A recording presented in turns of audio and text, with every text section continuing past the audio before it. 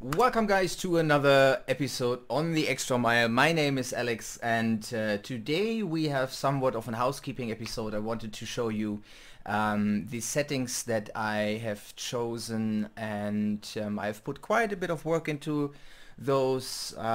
Just a few days ago I spent half the day configuring the SimVibe chassis and the force feedback for the wheel, and we will get to the Accuforce specific settings in a minute, in the second part of the video.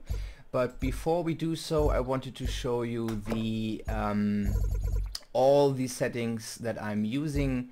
I apologize for the menu being in German, but I think you will have no problem in translating that, so to speak. So one important thing that I deactivated that was quite annoying was the race. I think the game looks a lot better without it, or it's not as... I thought the effect was too pronounced to have the sun rays into your in your cockpit, in your face, and I thought it didn't look that good. So this is something that I deactivated here. But more importantly are these settings. So I'm running in full HD 59 Hz, which is pretty much everything that my beamer can do. High texture resolution, high texture filter. I'm running with VSync to prevent screen tearing. No MSAA, no post AA, but instead I'm running super sampling on ultra. High reflections. Environment mapping is something that I turned down a little because that always costs a lot of GPU performance, and I don't think it's that important that the reflections in the paint on the car are rendered at such a high frequency and such a high quality. So that's something that I turned down a little to save performance. Ultra details on the cars, ultra details on the track. I have the full pit crew, full shadows, and I'm saving a bit of performance here with the mirrors as well. And that's pretty much it. I've turned down the grass a little bit because that eats up a lot of performance usually as well, but I have the particles to ultra and high because I love those effects. And yeah, so these are the graphic settings. More importantly, let's go to the force feedback settings. So this is what I'm currently using. I have to say that I'm not sure if these settings would be great if you use the in-game force feedback alone. It might be worth a try actually, but I'm using those settings in combination with the Accuforce wheel settings, and that is something that we will be looking at next. So let's go right over. So here we are in the Sim Commander. For those of you who have no idea what I'm talking about here, this is the software that came with the Accuforce direct drive wheel. They have a separate software that takes the data directly from the sim, and you can use that data to power your wheel, your SimVibe chassis.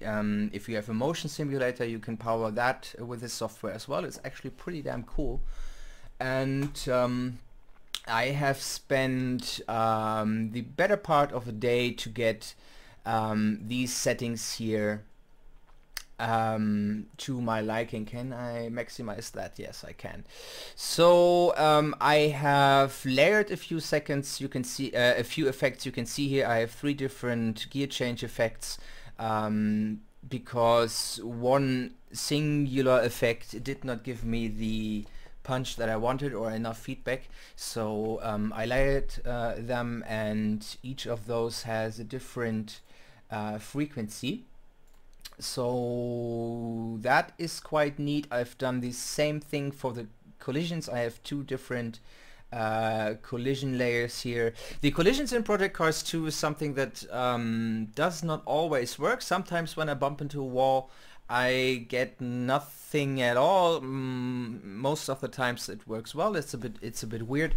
And I have calibrated each of these effects on their own, so I deactivate everything and just test the collisions, for example, or just test the texture, the road texture, or yeah. And after I am done with all of them, I put them all together, activate them all, and see how that feels, and then I fine tune again.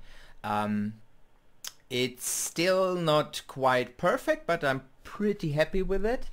Same with the Accuforce steering wheel. I went through every single effect and tuned that on its own, and then I put them all together, and I think as it is right now, it feels pretty good. If you want to try these settings, you can do that by going to New Profile, Download from Owners Club, and if you then search for Project Cars 2 settings, you will find them here. Extra mile PC2 settings, and you will also find the in-game settings that you have to choose to get this to work. And yeah, that's about it. I think I will continue to fiddle with those settings until it is everything that I can get out of the game, but it feels pretty damn good as it is right now. I'm pretty happy with it, and I hope that you will be too. So this is it, guys. As I said, more of a housekeeping video just to show you the settings, and I hope that this may help you, those of you who have the Accuforce, to get to positive results in terms of force feedback and performance. Anyway, guys, I hope you enjoyed this, and I see you in the next one. Bye bye.